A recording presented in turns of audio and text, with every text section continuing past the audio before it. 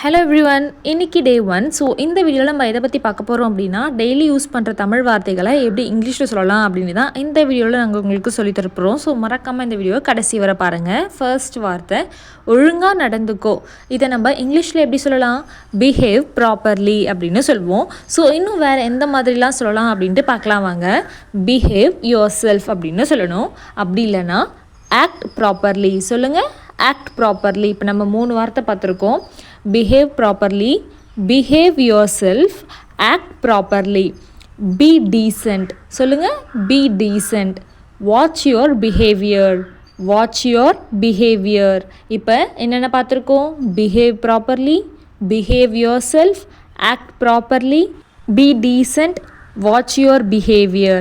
And next, stay in line சொல்லுங்கள். Stay in line இதெல்லாம் நீங்கள் எதுக்கு யூஸ் பண்ணலான்னா, ஒழுங்காக நடந்துக்கோ அப்படின்னு நம்ம ஒரு இடத்துல சொல்ல வேண்டியது இருக்குது அப்படின்னு பார்த்தீங்கன்னா, அந்த இடத்துலலாம் நீங்கள் இந்த சென்டென்ஸை யூஸ் பண்ணலாம். Behave properly, behave your self, act properly, B decent, watch your behaviour, stay in line. So இதெல்லாம் மறக்காமல் நீங்கள் யூஸ் பண்ணுங்கள். அண்ட் தேங்க்யூ ஃபார் வாட்சிங். மறக்காமல் நம்ம சேனலையும் சப்ஸ்கிரைப் பண்ணிக்கோங்க. தேங்க்யூ.